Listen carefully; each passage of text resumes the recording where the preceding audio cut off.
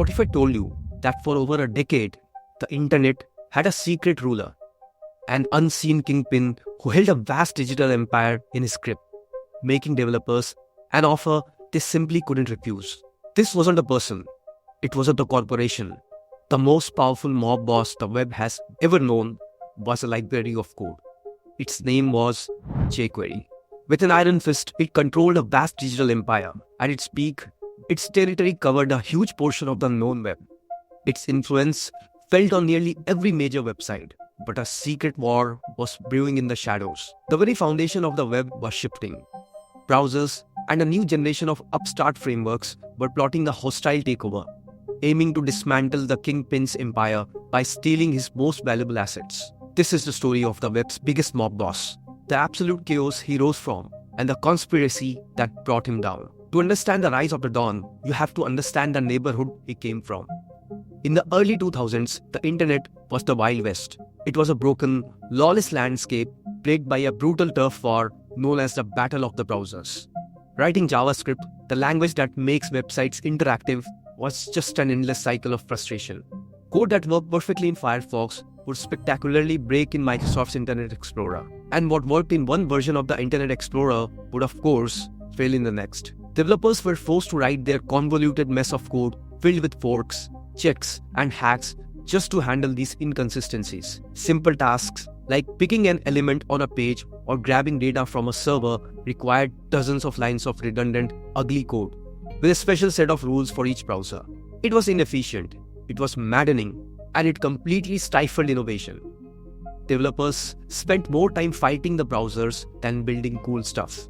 The web was a fractured territory, desperately in need of a leader who could bring order to the chaos. Someone who could make things work the same everywhere. The streets were waiting for a boss. That boss arrived in 2006 at a tech event called Barcamp NYC. A 22-year-old developer named John Resig, totally fed up with the cross-browser nightmare, unveiled his creation. He called it jQuery. This wasn't just another library. It was a revolution. It came with a simple, powerful promise, a motto that would echo across the web for the next decade. Write less, do more. jQuery was the ultimate peacemaker. It was this brilliant layer of abstraction, a universal translator that stood between the developer and the warring browsers.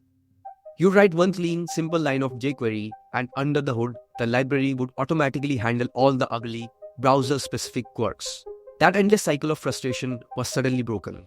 Tasks that once took 10 lines of tangled JavaScript could now be done in one. Selecting a part of your web page, a single elegant command. Making a cool animation, a simple function call.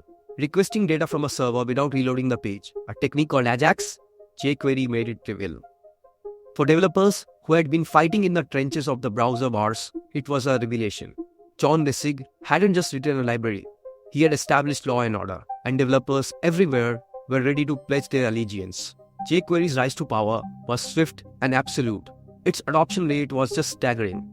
It spread like wildfire because it delivered on its promise so damn effectively. The core of its power was its selector engine, a brilliant piece of engineering named Sizzle, which let developers grab any element on a web page with a syntax that was both intuitive and powerful.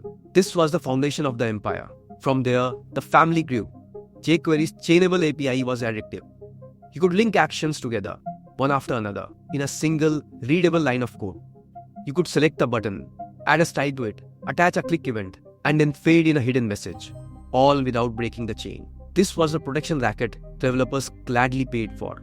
The price was a tiny file, and in return, they got speed, simplicity, and sanity. By the early 2010s, jQuery wasn't just popular, it was the standard.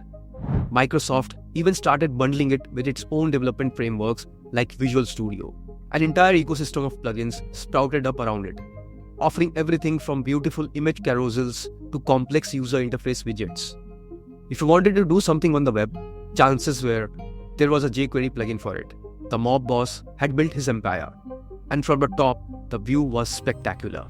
At the height of its reign, jQuery's dominance was undeniable. For years, being a web developer was almost synonymous with being a jQuery developer. Its syntax was the common language of the front-end world. At its peak, you could find jQuery on over 80% of the top websites. Think about that. 8 out of every 10 major websites you visited were paying tribute to the kingpin. It was the invisible hand guiding the user experience for a massive portion of the internet. Most notably, it became the backbone of WordPress. Even today, WordPress powers over 42% of the entire web, and it still ships with jQuery by default. This single integration cemented jQuery's influence for a generation. The boss had every corner of the market under his thumb. The internet ran on his rules. But in the world of technology, no king reigns forever. And the conspiracy to overthrow the boss was already well underway, happening in the one place he couldn't control, inside the browsers themselves. The first whispers of a coup came not from a rival gang, but from the police, the browser makers themselves. For years, they had been the source of the chaos that made jQuery necessary. But now, they were starting to clean up their act. Organizations like the W3C were successfully pushing for web standards. Browsers like Chrome, Firefox, and eventually even Microsoft's Edge started to agree on how JavaScript should work. This standardization was the first crack in jQuery's armor. The very problem it was created to solve, browser inconsistency, was beginning to fade away. Then came the hist. The browser makers began to look at jQuery's most valuable assets, its most profitable operations, and started building them directly into JavaScript. They were stealing the mob boss rackets right out from under him. jQuery's famous $sign selector was replaced by the native querySelector and querySelector all, which now work consistently across all modern browsers. jQuery's simplified AJAX calls were made obsolete by the new, more powerful Fetch API. Event handling with on was replaced by the native addEventListener. Even animations, once a hallmark of jQuery's power, could now be done more smoothly using native CSS, which was hardware accelerated. The browsers that once created the lawless environment for the web boss to thrive were now becoming the law themselves. With its key features absorbed into the platform, jQuery's value started to crumble. Why add an external library to your site to do things the browser could now do for free? Vanilla JavaScript, meaning plain, regular JavaScript, was not only good enough, it was faster. As the boss was being weakened, new gangs saw an opportunity to move in on his stuff. These weren't just libraries, they were highly organized outfits called frameworks. Names like React, Angular, and Vue.js appeared on the scene. They offered a completely different way of building websites, based on components and a virtual DOM. These new frameworks saw jQuery's core philosophy, directly touching the live web page, as old-fashioned and inefficient. The web was changing, moving towards complex applications where every kilobyte of data and every milliseconds of performance mattered. The old boss, with its direct, heavy-handed methods, was being over-maneuvered. The hostile takeover was complete. New projects overwhelmingly chose the new frameworks, and jQuery was pushed to the sidelines. The story of how technologies rise and fall is really the story of the web itself. If you find these deep dives into the history of code fascinating, make sure to subscribe so you don't miss the next chapter. And let me know in the comments, what was your first experience with jQuery? So is the boss dead? Not exactly. It's complicated. While you'd really choose jQuery for a new project today, its empire hasn't vanished. As of early 2026, jQuery is still found on a staggering 70.5% of all websites. It's like a retired mob boss who's gone legitimate, but still collects from his old businesses. Its biggest racket remains WordPress. With WordPress powering a massive chunk of the web, that is around 43% of all sites, jQuery remains one of the most used JavaScript libraries on the planet by default. For thousands of businesses and government sites, there is just no reason to pay for a costly rewrite of stable, working code just to remove a dependency. The code may be old, but it works. In a surprising move, in January 2026, jQuery team released version 4.0. This new version cleaned house, dropping support for old browsers like Internet Explorer 10 and below, and embracing modern JavaScript. It was a signal that while the boss may have been dethroned, he hasn't surrendered. He's adapted, becoming leaner and more efficient, content to manage his existing territories. The story of jQuery isn't a tragedy.